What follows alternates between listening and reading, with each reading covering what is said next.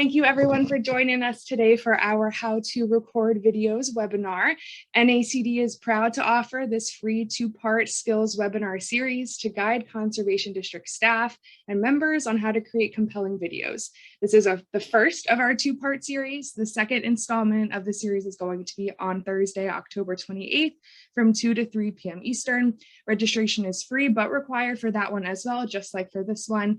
So please visit NACD's website to secure your spot. These webinars are being led by Tanya Span-Roche, who has interviewed numerous farmers, conservation district representatives, feed industry experts, and other soil health stakeholders. She has also edited 100 episodes of the popular PBS show Maryland Farm and Harvest. Roche is an Emmy award-winning producer and editor with over 20 years of production experience. Her work has received numerous Emmy Award nominations, Telly Awards, Sign Awards, Communicator Awards, and TIVA DC Peer Awards. Roche has served as adjunct faculty at both American University and the George Washington University Documentary Center, teaching graduate students camera, audio, lighting, and editing. She earned a BA in film theory from UF and an MFA in film and video production from FSU. Roche led production of NACD's promotional videos and mini documentary series and is assisting with NACD's Soil Health Economics project, which also consists of producer testimonials. If you have any questions at any point during Tanya's presentation, please submit them in the chat box, and we will get to those during the Q&A portion that will follow her presentation.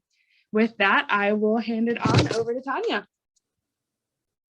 Thank you, Katrina. Thank you, everybody, for coming today.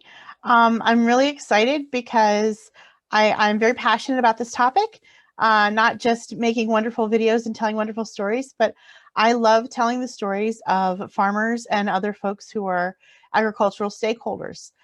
Every single farmer I've ever met has had a wonderful story to tell, and my job has been to help them tell it in the best way possible. To me, farmers are inspiring because they feed the world.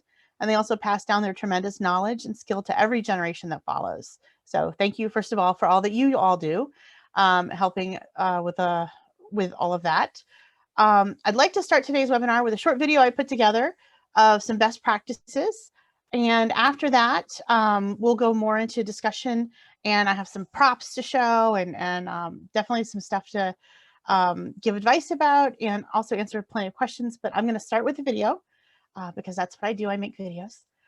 So I'm going to share my screen.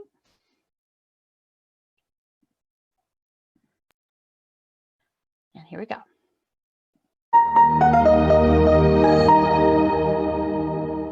Let's break this down like any good story with who, what, where, when, and how. Farmers and other soil health stakeholders have wonderful stories to tell, but recording yourself can be challenging. In addition to setting up the camera and making sure you're framed well in the shot, the sound and lighting can also be tricky. Some recording issues that specifically affect farmers and others who work outdoors are noise in the background from summer insects or a combine or other farm machinery running, having your face obscured by a dark shadow while wearing a hat, or squinting in bright sunlight without a hat, and changing light conditions like passing clouds, which can affect the camera's exposure. What you wear can be important as well. It's good to avoid wearing small patterns because they may look like they're vibrating on video. Avoid solid black or white shirts and any large logos unless they're for your farm or organization. What? When speaking, keep in mind the viewer may not be familiar with all of your region's trade talk, including acronyms, specialty programs, equipment processes, seeds, crops, geography, and geology. Storytelling is important, so show, don't just tell. Think about additional photos or video shots that would complement what you're talking about. If it's a unique project you've been working on or the history of your land, also show the visual results like healthy soil or crop yield, or record wide shots of your buildings and fields. Video clips of you speaking on camera are called sound bites, and the extra shots of your farm, fields, or projects are called BRoll. If a family member or helper is available, have them record you in action, walking the fields, driving the combine or tractor, or checking soil or planting samples. Holding a smartphone sideways while recording, aka horizontal or landscape, is best to display on computer monitors and TVs. Also, make sure your camera settings are set to record high-quality HD video so it won't appear pixelated. Where you record is important. You want somewhere quiet with good lighting, but a backdrop that reflects you and your passion is important too. Outdoors is easiest because lighting is almost always great and there's usually an interesting and attractive background nearby. If you're recording sound bites outdoors, one option is to use a folding chair and a small table or TV tray with your phone or laptop set up. Sitting on a chair prevents moving around too much. You may need a couple of large books or a box or two to raise the camera lens to your eye level. If the sky is consistently cloud covered, lighting is not as much of an issue as it would be with a partly sunny day. But if it's really sunny, you could find a mildly shaded spot that is not too dark and use a ring light to light your face. Try to avoid a background that will look really overexposed behind you. If you're standing up instead of sitting, place your phone camera tripod or laptop on a flat, stable surface close to your eye level. Small phone tripods with bendable legs can be used to hold the phone onto a branch or other raised feature. It's important to try to use a tripod for steadiness and not rely on someone else holding the camera for sound bites. For sound, be aware of planes passing overhead, loud machinery in the background, and other noises that could interfere with your sound bites. Recording indoors may be quieter, but may not be as scenic. If you're using the built-in phone or laptop microphone, you can spread a towel flat on the table under the computer or phone camera to minimize any extra echo. Avoid having a lamp or bright window behind you, and make sure your face is lit well. Have others near you avoid talking or playing any sound while you are recording. For recording outdoors, the middle of the day is brightest and the sun is overhead, but this may not be ideal since the sun casts shadows downward, possibly obscuring part of your face. If you record earlier in the morning or later in the afternoon, the sun is slanted more and the lighting can be very pretty. Sun shining on your face lights you well, but you want to try to avoid squinting or wearing sunglasses. Now we get to how. There are 3 different ways: using a smartphone camera, a webcam and zoom, or a consumer camcorder.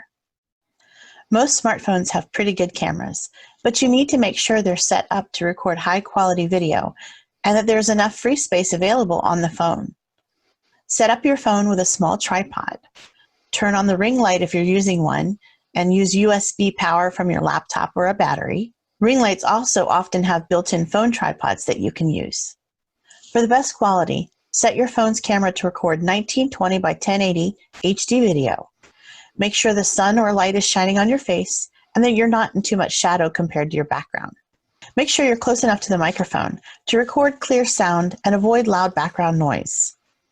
To change your settings on an iPhone, go to Settings, scroll all the way down to the camera icon below Photos, and then select Record Video. 1080p HD at 30 frames per second is a good quality. From a Samsung Galaxy phone home screen, tap Camera in the lower right. For general camera settings, tap the Settings icon, select Resolution, then select Video Camera Options for 16:9 in Full HD 1920 by 1080. To retain the highest quality video, download the video clips to your computer using AirDrop or by using a cable, and then you'll be able to upload the full resolution file to share with others. Now on to using a laptop webcam with Zoom. Zoom accounts are free. You can sign up at zoom.us if you don't already have one. An easy way to record yourself is to log in, then host a meeting with just yourself, and record it to your computer, not the cloud. The quality is usually 1280 by 720 HD, which is acceptable. When you stop recording and end the meeting, Zoom will encode the video and save it to your computer. Zoom uses your built-in web camera and microphone on a laptop, and you can also plug in an external webcam and microphone if you prefer, or if you're using a desktop computer, but you'll need to select them as sources in the Zoom settings. I don't recommend using earbuds or headphones with a mic because they are visible in the shot and don't look as natural to the viewer. Use boxes or books to raise the laptop's camera or webcam to your eye level, and if you need notes for what you're talking about, you can place a document at the top of the screen so your eyes will still be looking at the camera. Connect a lavalier microphone if you have one and pin it on. You can hide the cable inside your shirt for a professional look. If you have a consumer camcorder and tripod, you can use them to set up and record your sound bites as well, but make sure the camera can record to solid-state media cards like SD or compact flash, instead of a digital videotape, which is harder to transfer to a computer. Make sure to check and set your focus, exposure, and audio settings before recording. And here's some last bits of recording advice. When setting up your shot, make sure there's not too much empty space above your head in the frame, and center yourself or give yourself looking room. For example, if you're facing more towards one direction, make sure there's more space between your nose and the edge of the frame than the back of your head and the other edge. Be close enough to your camera and its microphone to be seen from about the waist or chest up, and be heard clearly over any background sound like air conditioning. When you hit record, but before you begin speaking, smile and look at the camera for a few seconds. That gives time for a transition and editing. After speaking, smile and keep looking at the camera for a few seconds as well, before stopping the recording. You always can pause or start over if needed. Often sound bites are edited. If using a plug-in microphone, try to hide the wire inside your shirt so it's not distracting. Make sure you don't accidentally hit the mic while you're speaking. Stand or sit up straight, but relax your shoulders and don't cross your arms. Have a bottle of water nearby to prevent having to clear your throat. If recording outdoors in the heat, have some paper towels or a small cloth handy to keep your face from getting too shiny. And lastly, it is better to sound conversational and like a real person than to try to get the words exactly perfect. Viewers prefer authenticity over too much polish or stiffness. And don't forget, smiles look great on camera.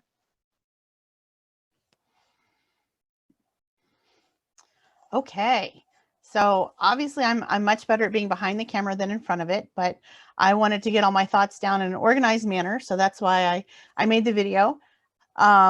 So just some of the things I talked about in the video, and hopefully I didn't talk too fast. You would never guess I'm from Georgia because I talk really fast. But some decent, there's kind of different levels of what you can do with production. You might be doing it by yourself, your own stuff. I know with NACD we had a lot of individual folks that we were trying to get recordings of, and so it might have been easier had they been able to record themselves. But also sometimes conservation districts have a budget for some gear and might be able to invest in something that they can use and loan out to different members. But these days with everybody has had an experience working from home or having to be stuck at home and conversing with people via Zoom. Most folks at this point probably have a Zoom account. The Zoom room is really, really useful. I actually recorded that video with my own Zoom room, and it's very effective because I could have my notes, my little bullet points I wanted to talk about, I have right below the lens, and it just made it feel very natural. But if you prefer to use your cell phone, the cameras on them are fantastic. But really, you do have to remember to hold it this way. It's phenomenal the amount of videos that get recorded this way. And I know that's like the more natural way to hold your phone. But if you're thinking about television or just any kind of normal viewing screen, you really want to hold it this way. Like when you watch the news and you see clips that have all that blurry stuff on the sides, that's what they do to make up for video that's been recorded vertically instead. These ring lights have just really taken over, and they're amazing.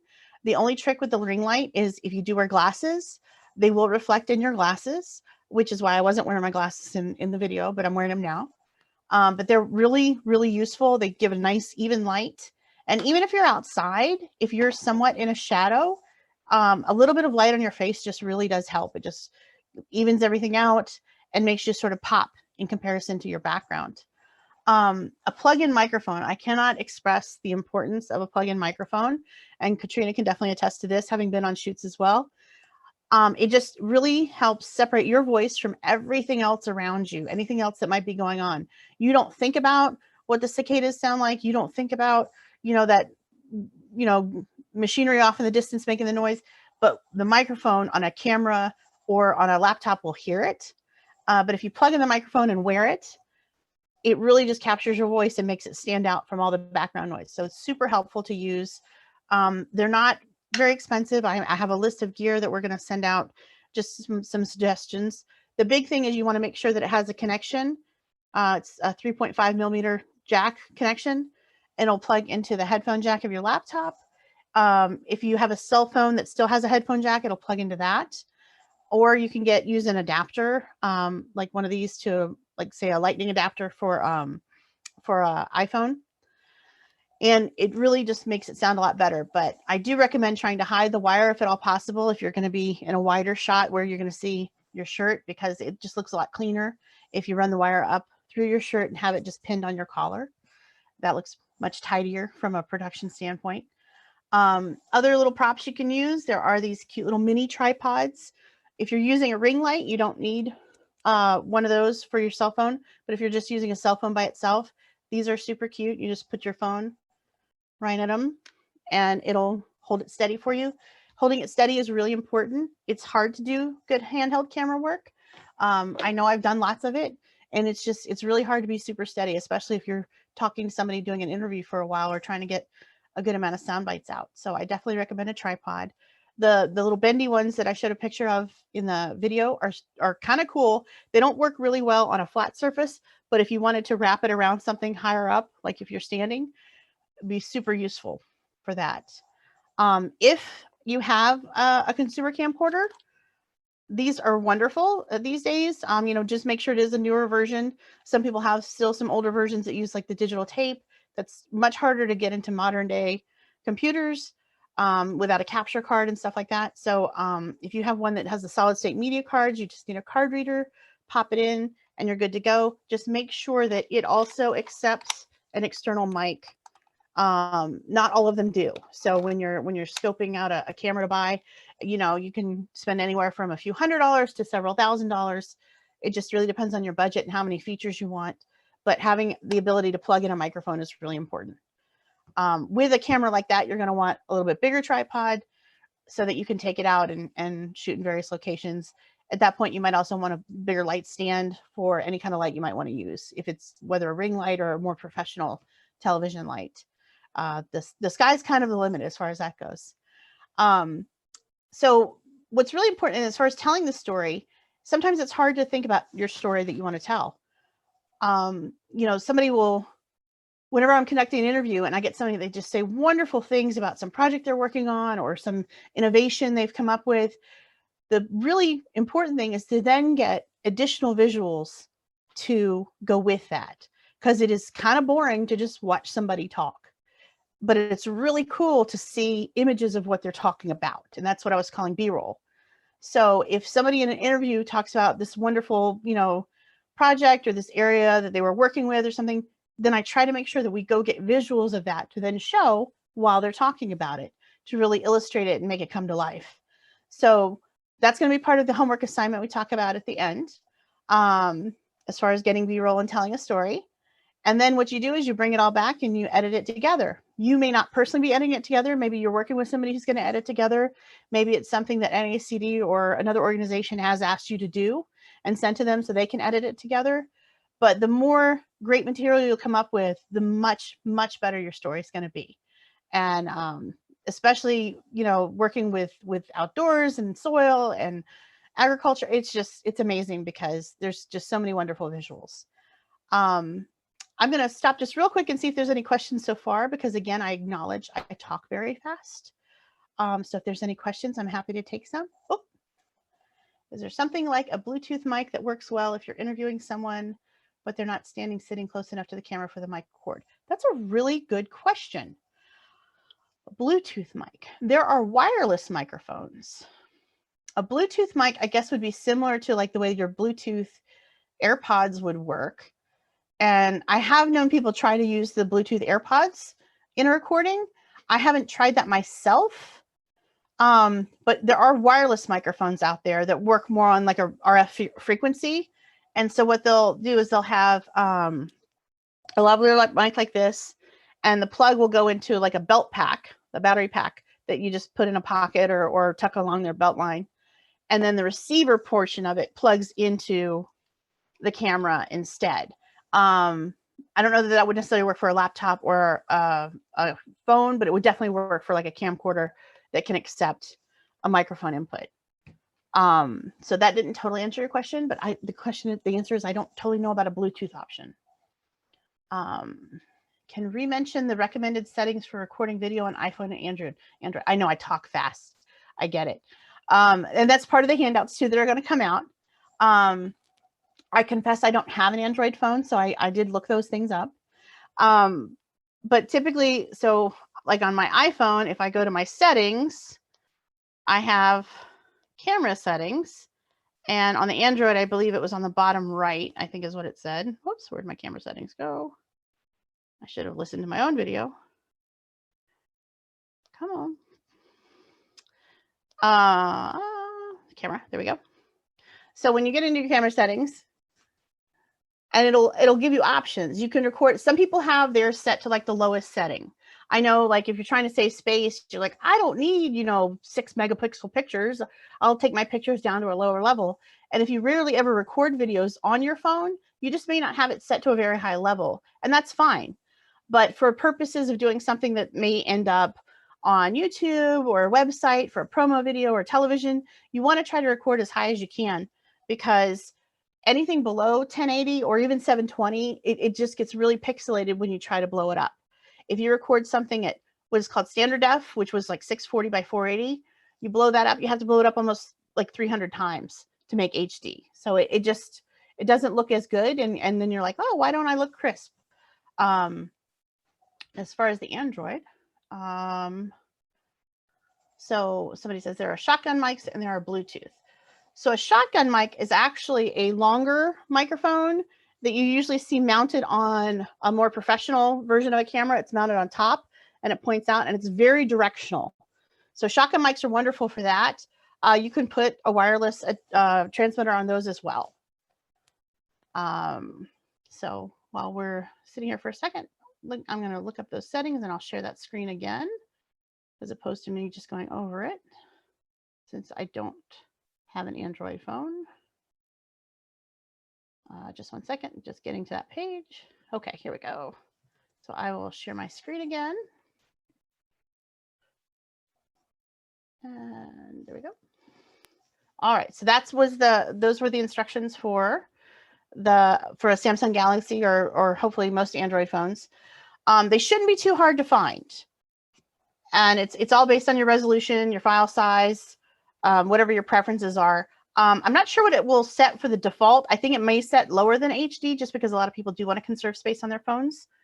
So before you record something really important, I would check and make sure.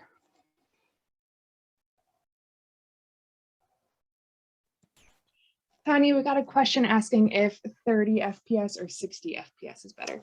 That's a great question. 60 FPS is better, but you can't always get that. And sometimes you have to trade off. 30 frames per second is completely fine. It is the television standard and has been for a very long time. But if you can get 60 frames per second, it does look better. It will take up more space. So that's the other thing to consider, is how much space do I have available? Because yes, I can record 4K at 60 frames per second, but oh my gosh, now my phone's full and I only got 2 shots, right? Some great questions so far, folks. Keep them coming. While we're waiting for some other individuals to submit some questions, Tanya, I was wondering if you have any tips and tricks during interviews to kind of get your interviewees to act a little bit more natural. Sometimes people get tensed up being in front of camera. Do you have any tips for that? Absolutely. So I love to interview people. It's wonderful to meet people and talk to people. The first thing I try to do is to get them to relax. So I always tell them that the first question is the hardest, and then I ask them what their name is, right? Little softball there. But you're pretty much going to ignore the first answer, because that's their warm up. That's them getting comfortable, like, okay, the camera's not going to eat me. I'm okay. So after the first question, and you answer, if you have maybe like 5, 6, 10 questions you're going to ask, I always go back at the end and I ask the first question again, because now they're warmed up and now they're a little more comfortable with, like, okay, this is going okay. I feel all right. I always reassure people that we're going to edit this. We're only going to make you look good. If you're not happy with what you're saying, let's stop and let's start over. And then one thing I always like to do at the end of an interview is, I may have prepared questions. I may have sent them to that person and we know what we want to talk about. We know what the goal is, the video. But at the end, I always ask, is there anything else you'd like to add that we haven't covered today?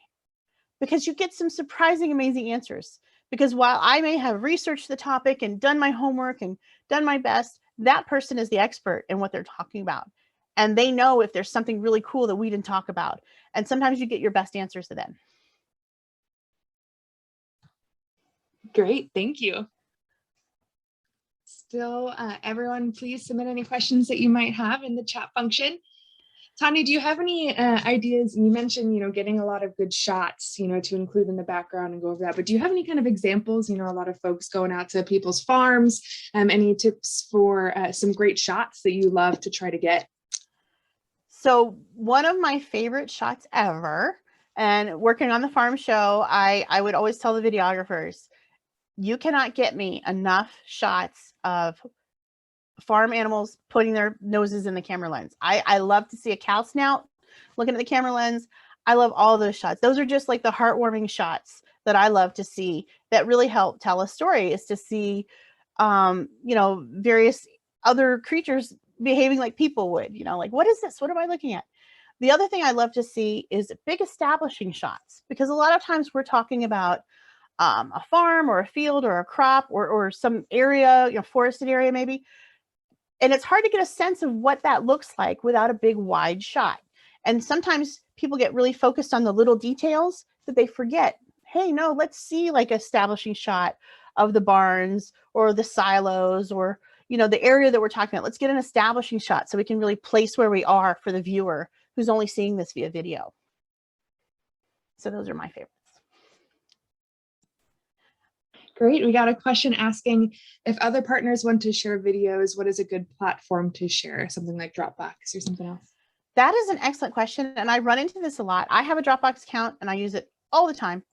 But depending if you're an individual or organization, some organizations have a lot of firewalls, and it can be really challenging to try to send videos to somebody who works for maybe like a government agency, whether it's state or local or a nonprofit, they have their IT department just has a lot of firewall set up.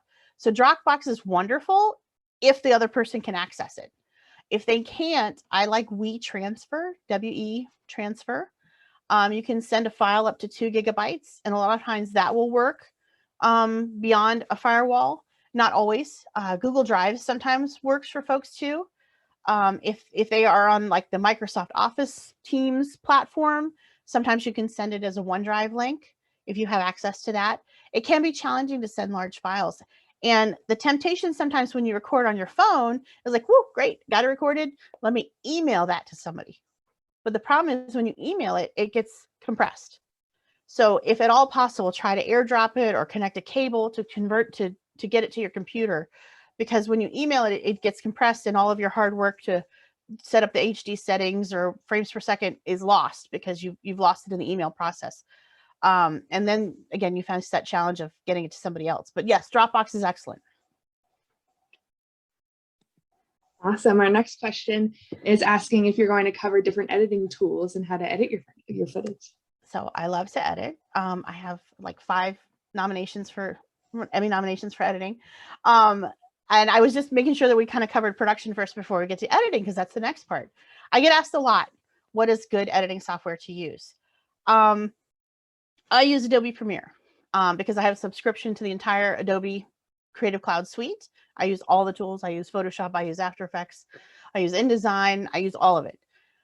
That is probably overkill for most folks. Adobe does make a scaled down version of Premiere called Adobe Premiere Elements, which I have not personally used, but I've recommended to a lot of people because I love the Adobe Premiere platform. And I'm going to assume that the Elements subset of it is pretty good. I haven't heard any complaints. And it's only about $100 for the piece of software versus, $40 or $50 subscription a month for Adobe Creative Cloud. So it's a little bit more cost effective. Something that I hadn't heard of before, but my kids were using in their schools and I looked into is WeVideocom. And apparently it's a pretty intuitive editing platform, and the subscription is only about $5 a month, and our school system has it for the kids, so the kids can all use it. And my kids seem to like that pretty well. So that's an option. There's of course Windows Movie Maker, and Apple has iMovie. I haven't used Movie Maker, and I haven't used iMovie in quite a while, but those are, plentiful tools that people use pretty effectively. Another really good tool that is totally free, but the learning curve might be a little steep, is DaVinci Resolve. So that's DaVinci, like Leonardo da Vinci Resolve, and it's completely free. And I use it for color correction. Like, it has really intense color correction tools in it, but it also is an editing platform. So some people really like that, but it is a steeper learning curve than one of the more consumer-based things like Windows Movie Maker. As far as editing tips, I have lots of those. Real quick, Tanya, we got a question asking for you to spell out the school video editing platform again. Absolutely. W-E video. And that's going to be in the handouts too, because I know I talk fast and I'm sorry about that. I just have a lot to say.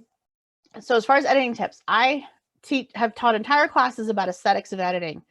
And the cool thing about editing is it really ties the whole story together. And I'm that completely boring person to take to the movies with you, because I will talk about the transitions. Like, oh, that was really neat. And everyone's like, shut up, I want to watch the movie. Editing brings your story together, because like I said, you have your sound bites and you're telling your story, but you're filling it in with these visuals, these extra shots that are really, really, really telling your story. It's not just telling, it's showing, right? That's the important part, is to show it, don't just tell it. But how you edit it together makes a lot of sense too. You have to make sure that you're hitting it in the right place, that you're not showing something that doesn't make sense with what you're talking about. You know, if we're talking about this, you know, specialized process with the soil, we don't want to be looking at the silos and the grain bins right now, right? I mean, it doesn't connect. So you want to make sure that your editing flows and that you're not doing anything too jarring with shots that are too short or too long. It's a lot about pacing. You have to kind of find the rhythm of it, which is hard to do sometimes if you don't have music underlying your video. Not all videos have music with them, but music can provide an inherent pace. What it provides a pace if you don't have music to it is whatever the person is talking about. So I like to use like a B-roll shot for pretty much every phrase. Like if that's a thought, you know, like the first part of the sentence is a thought, I'll have a shot for that. And then I'll cover the middle, and then I'll cover the end. And you kind of find your pacing that way.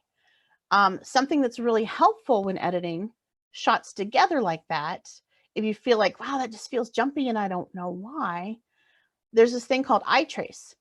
So if you're looking at your screen, let's say, and you probably didn't notice this in my video that I made of myself, but when I was outside, I was in the exact same position as when I was inside. So your eyes were already looking at where I was in the screen. And that's what eye trace is. So if I have a shot of B-roll and there's something over here, but my next shot has something over here, that's going to be a little bit jarring for the viewer to cut from that to that, because now their eyes have to make that journey, right? Whereas if I have a B-roll shot and there's something interesting here, and my next B-roll shot also has something interesting there, that's a very natural edit to make. So that's eye trace, and that's how you can make your edits look really smooth without people even knowing why.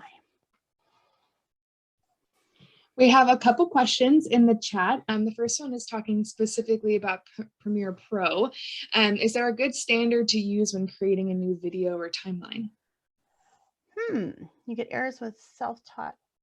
So I tend to default to, I think I default to one of the ARRI sequence settings, 1080p, either 30 or 24, depending on what I'm working on. Some people prefer 24. That's what I kind of default to.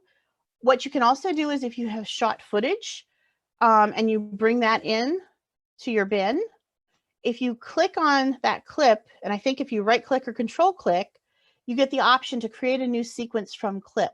So what it'll do is it'll create a sequence based on the settings of the media that you have brought in, you have imported. And that might be the easiest thing to do, especially if you're getting errors. Awesome, thank you. Another one asking if you have any opinion about ScreenFlow editing software. I am not familiar with that one. I apologize. I don't know that one. Now, please, folks, keep the questions coming. I had one when you were talking about music underlaying your videos. Do you have any tips or opinions or anything about where people might be able to go to get some of that to embed into a video? Absolutely. So there's so many great resources out there now that didn't used to exist. You know, back in the old days, you know, now I sound really ancient.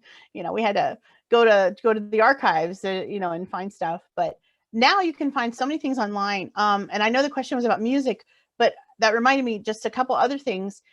Let's say you don't have a shot you need, right? Like, oh, you know what? We forgot to record that field of soybeans. Dang it, right? There are several resources online you can go to find things. One is called creativecommons.org. So creativecommons.org is basically a sharing site where people can upload their pictures, their video, probably even their audio and music, and say, I give free license to this to whoever wants to use it. They're basically putting things in the public domain for others to use. So that's a wonderful resource. So you can search for whatever you might be looking for. And if somebody says, I have given away the license to this, I'm not retaining the rights to this media, you may use it. Then that's something you can download and use in your own project. A similar site, probably not as well known, is Pixabay, Pixabay.com. And it's also free photos that people have said, I allow anybody to use this. And that's mainly photos, I think. If you're looking for anything historic, maybe you're talking about a project that has evolved over time and wow, you know what we need? We need a historic map or something, right? To kind of show how this area changed, you know, the development or something like that. Archive.org is amazing. And it has all kinds of resources. It has video clips. You have to do a little searching. You have to, you know, get your Google search finger kind of things out there and figure out like what terms you're looking for. And no, I want documents, or no, I want, you know, images. But archive.org is very useful. As far as free music, I feel like there are free music sites out there. I don't tend to use them. I like Pond5, which you do have to pay, you know, but they're all royalty free. And so what royalty free music means versus free is free music is somebody's just thrown it out there and said, you can use my music, and I don't have a problem with that. Royalty free music, you pay a license fee, and it can be anywhere from $10 or $20 to a couple $100, but you purchase the right to use it in perpetuity in any media worldwide. So you pay for the license once, and you don't have to keep paying for it. Music rights are very complicated, especially if there's vocals involved, because you have the performance rights, you have the composition rights, and if someone sang, you have then, you know, those rights. So music rights are really complicated. Some people come to me and they're like, I want to use this popular song off the radio. Yeah, that's either one, we probably can't, or two, that's going to cost a lot of money because there's a lot of rights you have to do for that. That all goes through BMI and ASCAP for popular music. But a lot of these royalty-free music sites like Pond5, Audio Blocks is another one. There's several. If you just search for royalty-free music, Sound Dogs is one. You sometimes can search for something that sounds like popular music name, right? And somebody has composed something that's similar but not the same. And then, you know, that might be something that you can use for your video to give it that feel. Awesome. And someone in the chat did mention that YouTube has an audio library that you can sort by license type. And see, I'm learning things too. That's awesome. I did not know that. I haven't tried that yet. I know I've found songs on YouTube and they'll link to like their site to go purchase, but I had not seen that you can sort that. That's awesome. Power Director editing software. I don't know that one, unfortunately. I'm sure there's a ton out there. I tend to edit on like the traditional ones because I started doing this like 30 years ago. I was a big Final Cut Pro fan back when that was, you know, a thing. Talking about YouTube, do you have any tips, you know, for districts and folks looking to export or upload their videos to YouTube? Any, you know, tips or tricks for the best export, you know, settings from Premiere Pro, stuff like that, so they can get a really good YouTube video up? Absolutely. So Premiere Pro actually has a lot of default settings in it, and one of them is 1080 HD YouTube, you know, so that's pretty easy. I usually go in and tweak settings myself just because I'm like that. H.264 MP4s are very common files now. Like most things will open those. You don't have to kind of worry about like, oh, does it need to be a Windows Media file? Does it need to be a QuickTime movie? the H.264 codec has really come a long way in making everything a lot smoother. So H.264, and the extension is .mp4. That's the wrapper for it. H.264 is the encoding. MP4 is the wrapper, because you can also have an H.264 MOV. It's weird. That's pretty common. And then you can get into deeper settings. You can always change the size. Like, oh, I shot it in 4K, but I want to export it in 1920 by 1080 because I don't need 4K on YouTube, right? But I shot it in 4K in case I ever want to show it on 4K television. So you can adjust all your settings. You get down to what's the bit rate. So there's variable bit rate and constant bit rate. I prefer constant bit rate because it is constant. Whereas variable bit rate, what it does is it goes through your picture, and if at any point there's something in the frame that doesn't really change for several seconds, like say, you know, my wall behind me isn't really changing, that's going to get really compressed. Whereas anything that's moving is going to get all the attention and all the detail. That can work sometimes. I don't like it because it's not perfect. So I don't like to see big patches of pixelated things in my image. So I tend to go with a constant bit rate. You can also do 1 or 2 passes. That kind of depends on how much time you got. Sometimes I'm in a really big hurry to get something done, so I just do 1 pass. I like to stick with a minimum of 7 to 10,000 kilobits per second, or 7 to 10 megabits per second as far as a bit rate, because below that I find it gets pixelated. But you can go much higher. I mean, some things will accept 16 to 20 megabits per second, which is pretty high.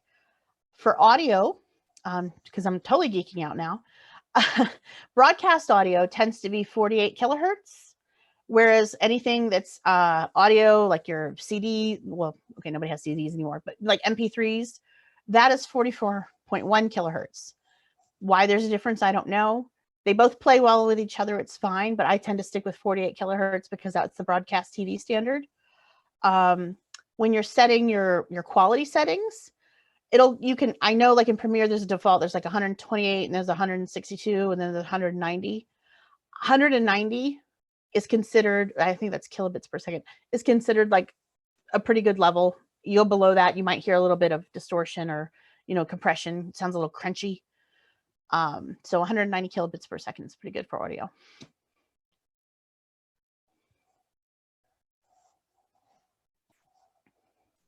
Awesome, folks. Keep submitting those questions. Tanya, do you have any other tips or tricks that you can think of to share with folks?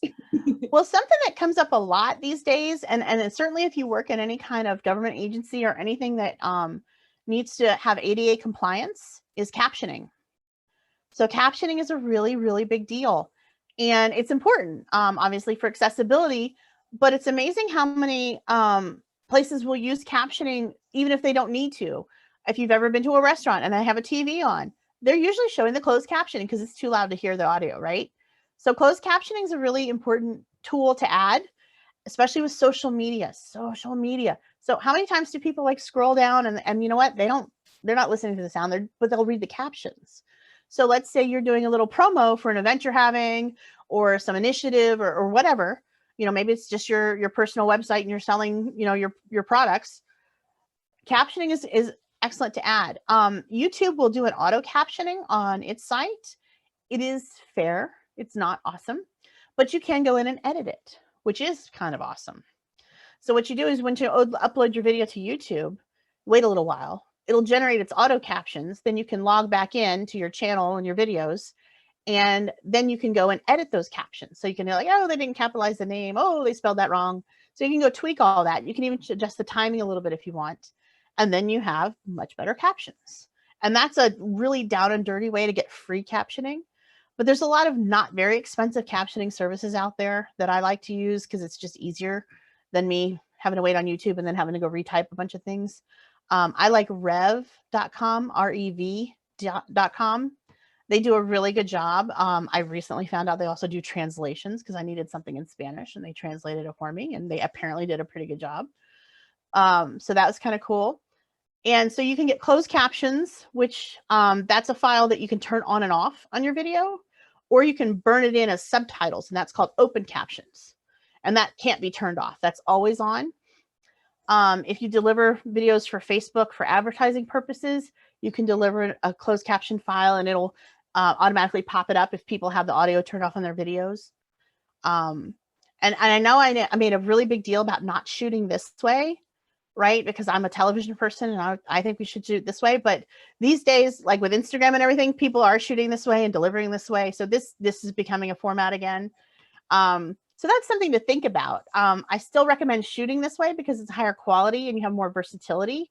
But if you keep everything interesting in your frame, you know, not too much on the edge, keep it in the middle, then you can make a social media Instagram version, which is square, which really square video, but that's just me. So something to think about as far as delivering for all the different platforms we have now, because it's not just a television, it's social media is huge and lots of people advertise that way. And organic social media is the new word of mouth. So, and videos are huge. I mean, people watch more videos than they do anything else at this point, I think. Downloading videos off a Facebook account. I assume this is not your Facebook account. So let me just first give my disclaimer that anything that somebody makes is their intellectual property. If I make a video, it's my intellectual property, unless I'm doing a work for hire for, say, NACD or another client or something like that. If you make something, it is your intellectual property, unless you give away the rights on Creative Commons or something like that. That's yours. Somebody copies it and uses it, they're violating your intellectual property rights. Now that I've given my disclaimer. So if you want to screen capture something because you can't download it because it's not yours, QuickTime will let you record things as a screen capture. The audio doesn't always sync well. VLC Player, I think, may let you do stuff like that too. It's tricky because way too many people were downloading way too many things that weren't theirs to do that with. So like YouTube's blocked off a lot of that stuff. But if you really just like, I need this for a school project or something like that, QuickTime will record, we'll do screen captures. Oh, and back to intellectual property, actually. So anything done by a federal government employee in the course of their duties is in the public domain. So that's why all NASA pictures are free to use. You can use all NASA stuff because they're done by government employees, astronauts, in the course of their duties. But, you know, let's say you need something from the USDA library, you know, all that stuff is in the public domain. So that's all free to use. So that's a great resource. It doesn't apply to state and local, but federal, that's all considered public domain.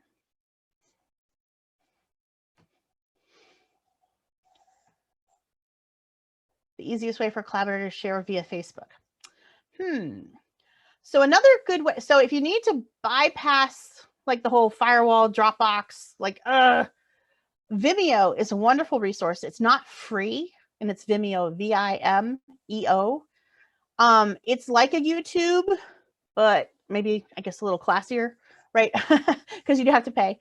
But when I upload something to Vimeo, someone can then download it from Vimeo if I set that as a permission.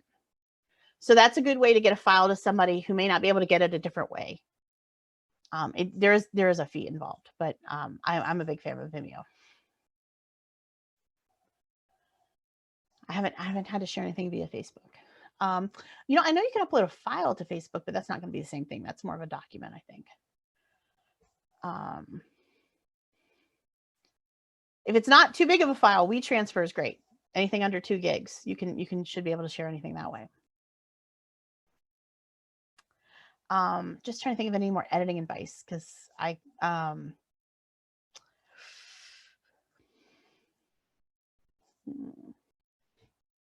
could go there. I was sort of thinking we would talk about editing in the second one, but let's see. I like to use Premiere. So editing on the beat, right? If you do put music to your videos, it's good to cut on the beat. That makes it feel good. That makes a feel good edit. If you don't cut on the beat, it feels a little weird to the audience and they don't know why. So I actually am not a musician at all. I was a dancer for a little while, but not a, tap. So I don't have an inherent musician's ability to identify the musical beats. What I do is in my editing software, you can create markers on the beat. So in Adobe Premiere, it's actually like the key M is the keyboard shortcut. So you hit play and you just hit M on the beat of the music, and it makes little marks in your timeline. And then that can be your in and out point for all your shots, right? So that's an easy way to edit on the beat if you're not musically inclined.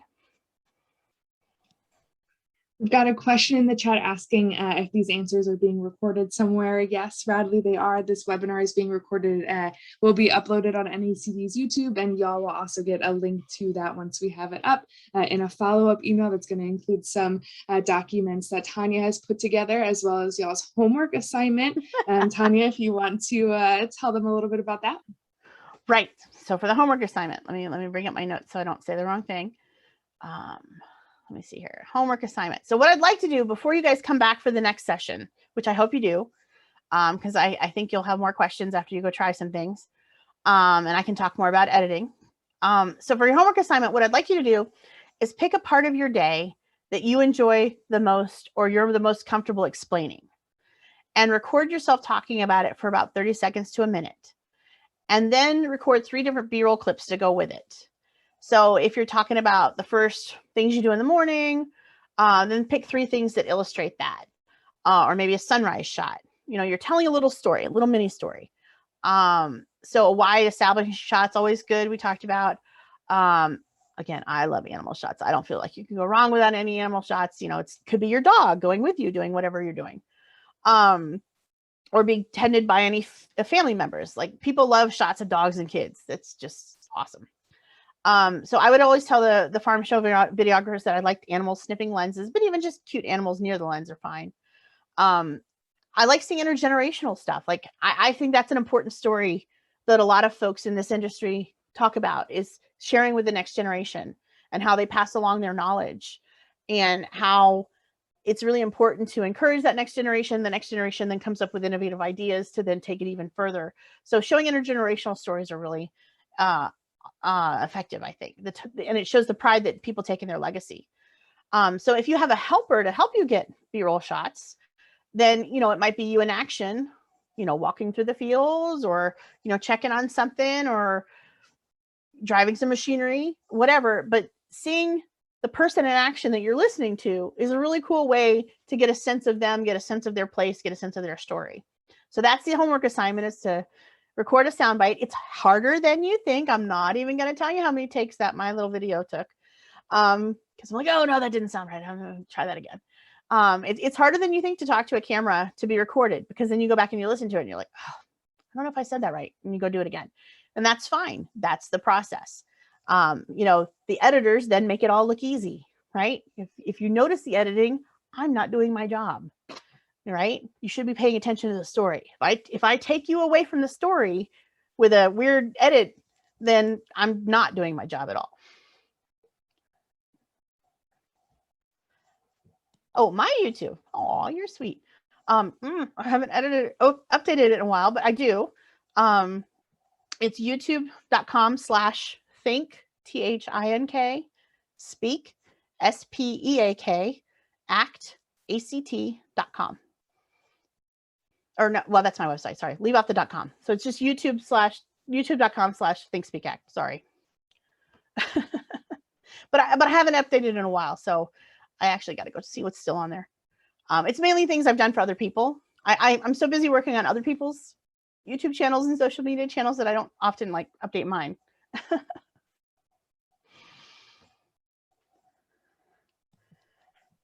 But yeah, and also the other homework assignment, I guess, would be to bring more questions. I hope this has sparked some questions.